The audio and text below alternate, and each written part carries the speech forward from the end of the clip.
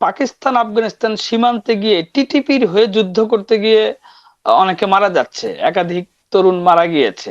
তো সেই টিটিপির কার্যক্রম বাংলাদেশে এখন এটা নতুন করে অনেক বেশি তারা অর্গানাইজড হচ্ছে। দেশের যত তৌহিদি জনতা আছে তাদেরকে জঙ্গি নাম দেওয়া হচ্ছে, কিংবা বলা হয়েছে যে সব আলেম ওলামাদেরকে জঙ্গি বানিয়ে কারাগারে রাখা হয়েছে।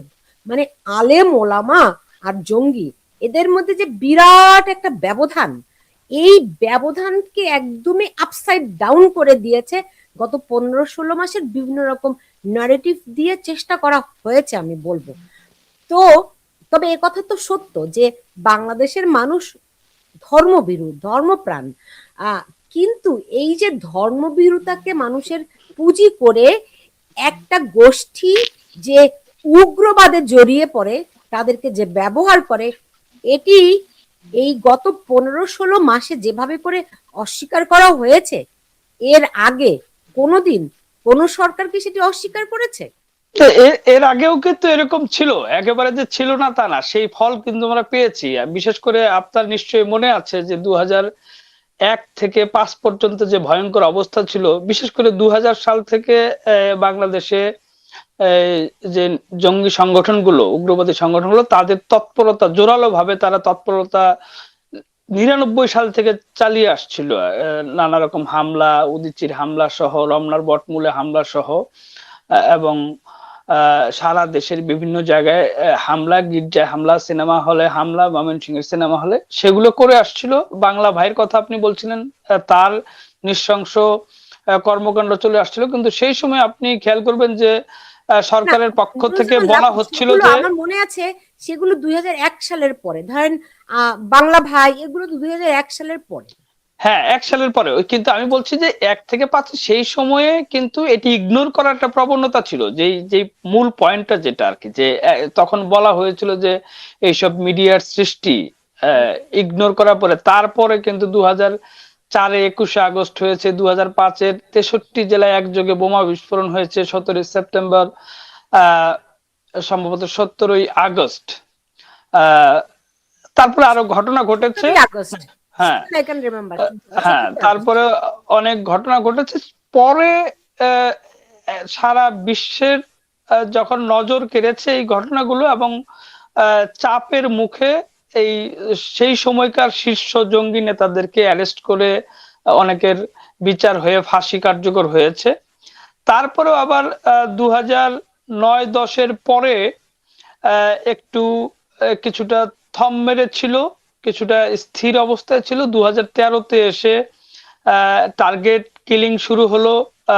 বিশেষ করে লেখক, প্রকাশক, ব্লগার অনেককে নাস্তিক আখ্যা দিয়ে টার্গেট কিলিং করেছে। এবং 2014-তে গিয়ে যেহেতু মধ্যপ্রাচ্যে আইএস তাদের একটা ভূমি হিসেবে ঘোষণা করেছিল, সেইটাতে প্রভাবিত হয়ে বাংলাদেশেও আইএস পন্থী জঙ্গিদের মাথাচাড়া দিয়ে উঠেছিল। এবং সেটার ফলস্বরূপ আপনি জানেন যে 2016-তে একটা বড় ঘটনা ঘটেছে, হোলি এটিজেনের মতো একটা ন্যাক্কারজনক ঘটনা ঘটেছে, যেটা বাংলাদেশের ভাবমূর্তি একেবারে তলানিতে নিয়ে গিয়েছিল।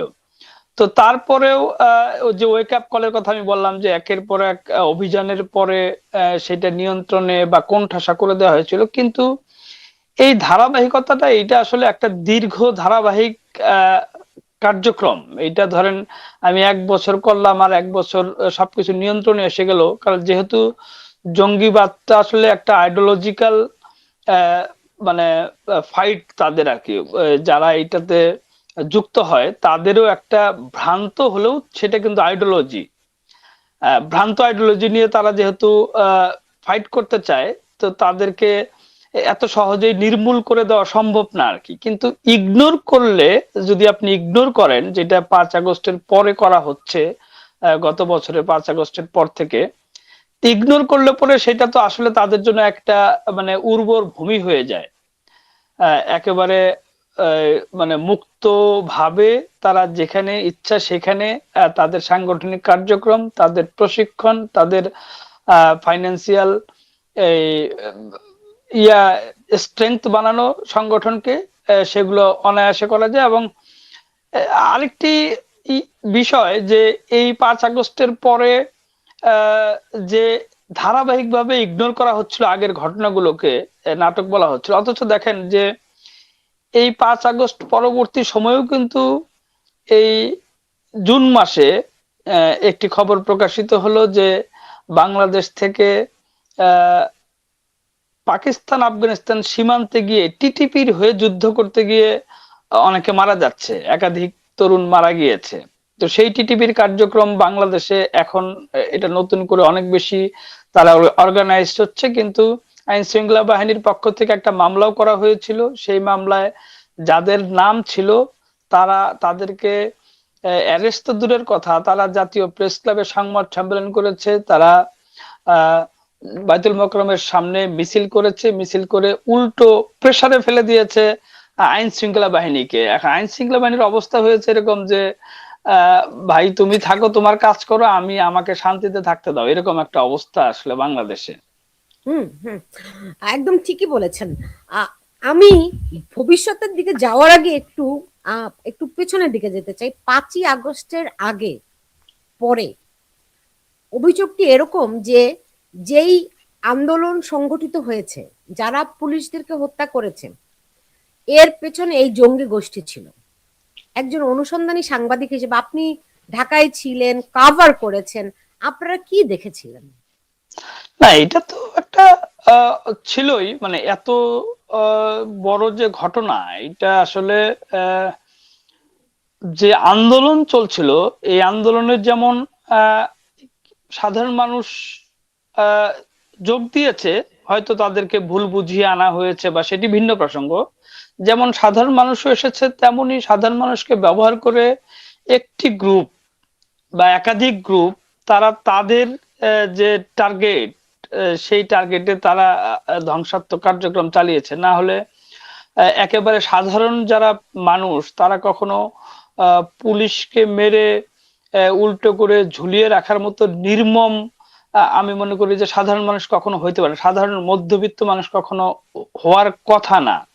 একেবারেই যাদের মাথায় যাদের টার্গেট পুলিশ, বা যাদের টার্গেট বিভিন্ন স্থাপনা বা বিটিভি বলেন, ওই যেগুলোতে হামলা চালানো হয়েছে, এইটা আসলে দুই ধরনের ইয়াই ছিল আর কি, ইম্প্যাক্টই ছিল। একটা ইম্প্যাক্ট ছিল যে সাধারণ মানুষ সেখানে ইনভলভ ছিল, কিন্তু সাধারণ মানুষ এত জ্বালা পোড়াও কখনো করে না।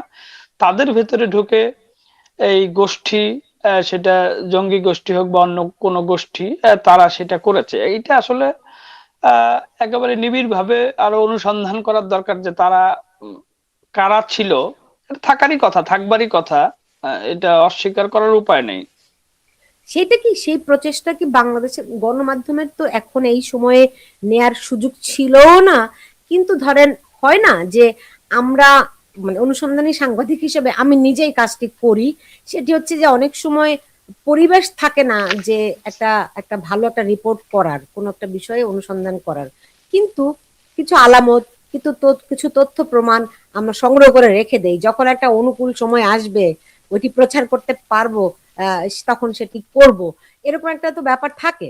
তো সেই দিক থেকে ধরেন, যাত্রাবাড়িতে যেই নির্মম ভাবে পুলিশদেরকে পুড়িয়ে হত্যা করা হয়েছে, বিভিন্ন জায়গায়, এক জায়গায় দুই জায়গায় নয়, কয়েকটি জায়গায় পুলিশদেরকে হত্যা করে ঝুলিয়ে রাখা হয়েছে। কারা এই কাজগুলি করেছে, এগুলোর তো ভিডিও ফুটেজ অ্যাভেলেবল। তো আপনারা কি কেউ তাদেরকে আইডেন্টিফাই করার চেষ্টা করেছেন কিনা? 1 নাম্বার। 2 নাম্বার প্রশ্ন, কেউ কি আদৌ ওই চেষ্টাটি করেছে? এরা কারা ছিল, নাকি সেই সুযোগই আপনারা যারা সাংবাদিকরা মাঠে ছিলেন তারা পাননি?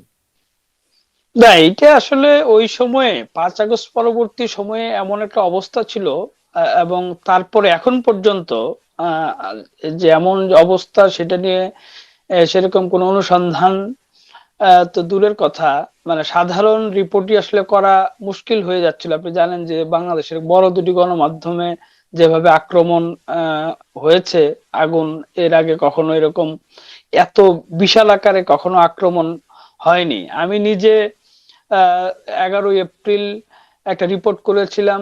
আহ এই সেটা একটু এত হার্ড রিপোর্টও না, যেটা আপনি খেয়াল করবেন যে গাজার পক্ষে যে মার্চগুলো হচ্ছিল বাংলাদেশে, সেই মার্চগুলোতে বিভিন্ন আন্তর্জাতিক জঙ্গি গোষ্ঠীগুলোর পতাকা, সিম্বল এবং আল কায়েদার নেতা ওসামা বিন লাদেনের ছবি বুকে নিয়ে, হাতে নিয়ে, পোজ দিয়ে ঘুরে বেড়াচ্ছিল একদল লোক। তো সেটা নিয়ে আমার একটা মূলত রিপোর্টটা ছিল যে মিছিলে আহ আল কায়েদা, আইএস এর পতাকা ক্ষুণ্ণ হচ্ছে, দেশের ভাবমূর্তি। তো সেই প্রতিবেদন প্রকাশের পরে তীব্রভাবে হুমকি, হত্যার হুমকি সহ আহ ভীষণ রকম থ্রেটের শিকার হচ্ছিলাম। হয়ে অনেকটা আত্মগোপনেও থাকতে হয়েছে বেশ কিছুদিন। থানা পুলিশ করে কোনো কিছু হয়নি, কারণ পুলিশও এসে নথি স্বীকার করেছে যে ভাই আমরা কোনো কিছু করতে পারবো না, এত বাজে অবস্থা। এখনো যেহেতু আপনি বললেন যে পুলিশের উপরে যে একটা নির্মম হত্যাযজ্ঞ গিয়েছে বা একটা নির্মম ঘটনার মুখোমুখি হয়েছে, তাদেরও আসলে ঘুরে দাঁড়াতে অনেক সময় লাগবে। তো এই এক্সপিরিয়েন্সের পরে সাধারণত যদি আপনি নিরাপত্তার ঝুঁকি থাকে, তখন আসলে প্রতিবেদন করাটা কঠিন হয়ে যায়। এবং 5 আগস্টের পরে আপনি খেয়াল করবেন যে কোথাও কোনো গণমাধ্যমেই এই জঙ্গি রিলেটেড কোনো রিপোর্ট কিন্তু কোথাও প্রকাশিত হয়নি, আর দু একটি ছাড়া, দু একটি অনুসন্ধানী প্রতিবেদন ছাড়া। তো এইটা আসলে পরিবেশ অনুকূল না আর কি। মানে কোনো কিছু একটা মন মতো না হলে, অবস্থা এমন হয়েছে যে তাদের মন মতো, একটি গোষ্ঠীর মন মতো না হলেই তারা নানা রকম দোসরের ট্যাগ দিয়ে মিথ্যে মামলা করে হয়রানি বা মব সৃষ্টি করে হেনস্থা করা, এরকম নানা রকম উপদ্রব করছে। ফলে সেরকম রিপোর্ট, মানে আমি নিজেও আর করিনি। একটা করার পরে যেহেতু আমি থ্রেটের শিকার হয়েছিলাম, অন্যদেরকেও আমি করতে দেখিনি।